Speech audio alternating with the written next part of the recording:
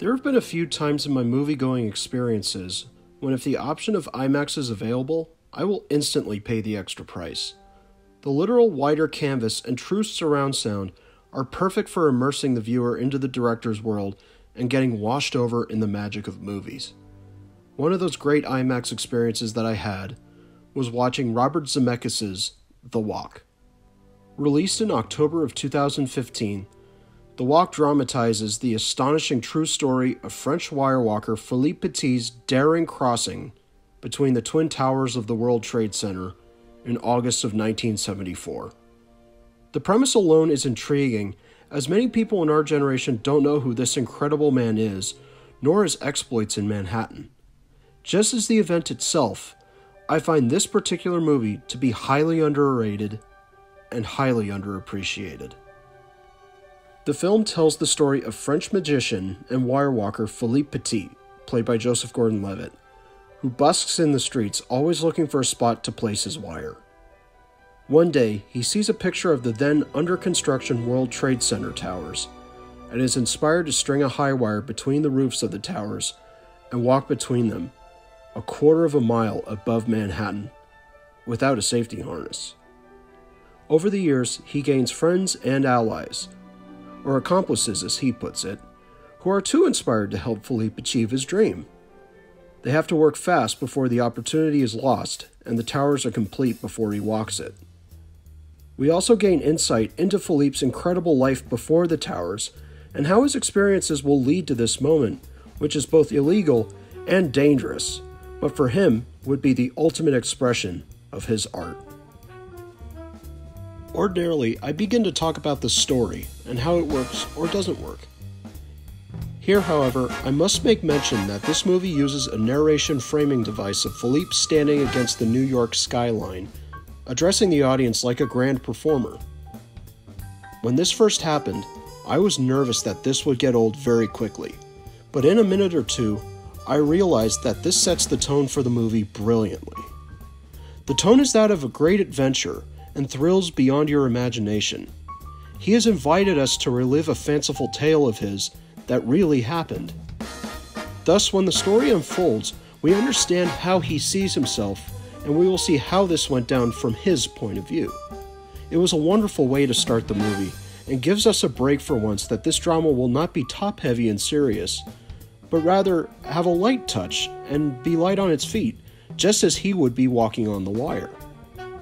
The first third involves Philippe's backstory of how he became infatuated with the art of wire walking and devoted himself to making great art out of it. I will admit this section is a little shaky in how it's executed on a story level, as it moves pretty quickly and doesn't fully examine some motivations. It feels like we miss a step or two along the way. The second third is the planning and execution of the plan to sneak into the towers and set the wire up. This is where the movie becomes much more solid and exciting, and includes some heart-pounding suspense and anticipation. The third act is dedicated almost exclusively to the walk across the wire, which ties everything together quite nicely, and really puts on a show for us.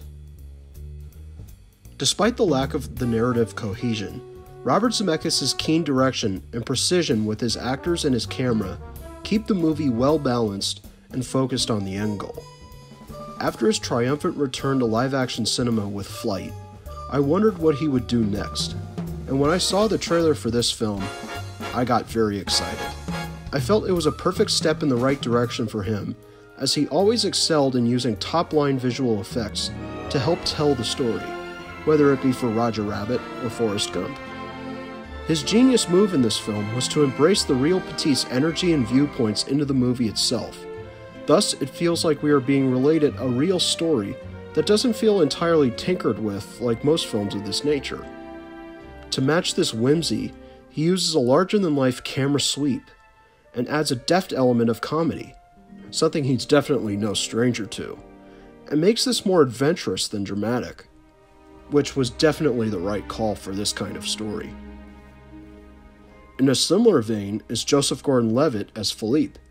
This may be one of his career best performances here, because at least in my opinion, he steps into someone who is brimming with energy and bravado, a stark contrast to some of his other roles, where he plays an excellent reactor or is a subdued straight man.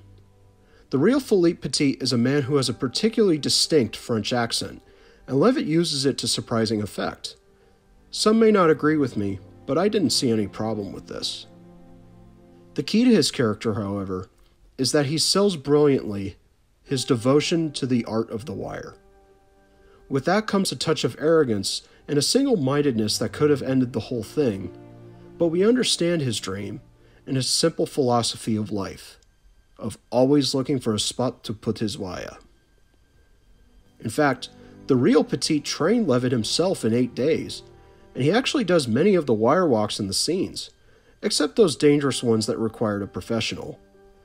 That's the actor's consistent level of dedication to his own craft, in partnership with a man who has his own to his own craft. It was a perfect marriage between the two, and it results in one of Levitt's best performances ever. Philippe's larger-than-life personality is indeed grounded by the accomplices and friends he makes over the course of achieving his dream. Zemeckis fills the supporting cast with vastly talented international character actors, such as James Badge Dale and Ben Schwartz, who are always nice to see and know they are on screen like the old-time character actors of the 1930s or 1940s. They're a joy to watch, and it's always great to spot them. Charlotte Le Bon plays Philippe's girlfriend Annie, as someone with a strong personality and constitution, which keeps Philippe from losing himself to his extreme emotional attachment to the dream. I think she should be in more films, frankly. Also included is Oscar winner Ben Kingsley, who plays a small but pivotal role as Papa Rudy, Philippe's mentor. He's a rather crusty old sod, but still comes to care for Philippe and gives him desperately needed advice for how to string the wire in relation to the towers, and how to tackle the wire properly in his early exploits. Once again, Zemeckis teams up with composer Alan Silvestri for the score for The Walk. Silvestri goes for an eclectic mix of jazz sounds and orchestral swells for the underscore, while retaining some of his familiar scoring tactics for some of the music.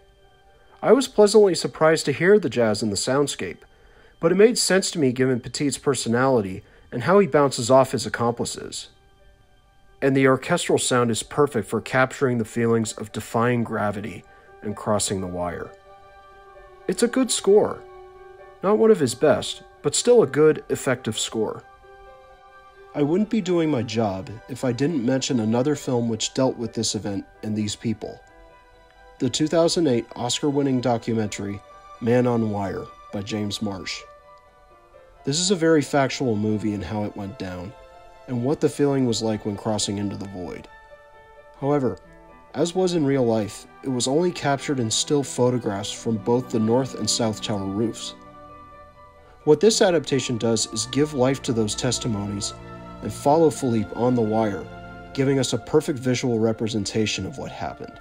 For example, Petit always described the moment he was ready to shift his weight off the tower and onto the wire.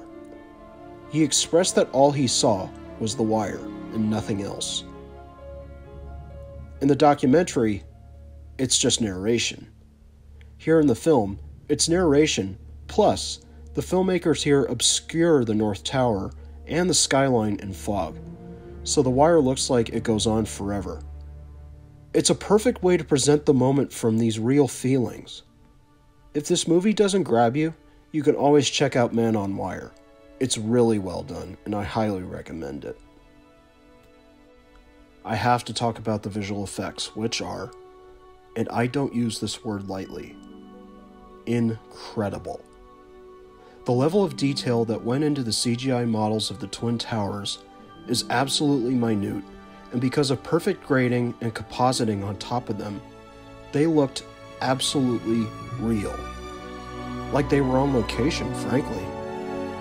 Like I said before, this is what Zemeckis excels at, because when the environment feels real, and the actors are interacting with this magic trick like it's really happening, it feels even more so.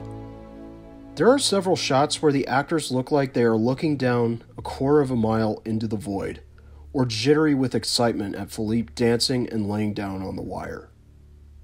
We are there with him, or at least this movie makes us feel that way. and that's why the movie succeeds. I have to tip my hat to the camera crew under director of photography Darius Wolski, who I think is a vastly underrated cameraman, and effects supervisor Kevin Bailey for the seamless look of the film. In collaboration with Zemeckis, they used the full frame of the IMAX camera to create this detailed environment and more subtle uses of effects throughout the story.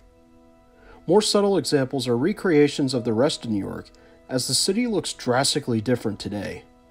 And for the most part, they succeed in making it look like location work once again. After watching this again for my review, I did notice one or two small shots that aren't quite at the same standard, and those are the shots of the falling cable, and a seagull that, quote-unquote, threatens Philippe. But these are extremely small nitpicks, just so you know. This was a job exceptionally done. And remember that I said Levitt couldn't do certain shots? Well, Zemeckis reached into his old bag of tricks and used motion capture. But in this case, I didn't even notice. I had to be told that it was motion capture, so things are looking up in that regard. With all this being said, I was shocked that The Walk didn't receive a visual effects nomination at the Oscars the following year. I mean, seriously. I looked at the nominees again, and 4 out of 5 were indeed deserving for the nomination. Except one. I really liked The Revenant, but for visual effects? I just don't buy it. This movie had a better edge and better effects than The Revenant had. So I would have happily replaced it with this movie. But in the case of Ex Machina pulling off the win, that is still awesome in my book. Come to think of it, this movie didn't get any love from the Academy in any regard in the other categories. But it's really hard to say if it was qualified for the other categories. So that's another argument for another day. But the visual effects snub, for me, is absolutely inexcusable. It also disappoints me that this movie didn't make much money or get a lot of great attention. I think it's a highly underrated and fun movie. It moves quickly, has great acting and storytelling, and above all, it's a great piece of eye candy with photography and effects. It makes a few mistakes, but then again, what film doesn't make any mistakes? Zemeckis, following Flight, is still in top form, Levitt is at a career peak, and the rest of the movie is just really fun to watch. Check it out. You may get a great adventure and a fantastic unsung story out of it. My final ranking, 8.5 out of 10. I'd like to add that the final scene in the movie may have one of the loveliest tributes to the 9/11 victims and the towers, but I won't reveal what it is or how they convey it, because hopefully I've convinced you all to check it out and you maybe see it for yourselves. Thank you.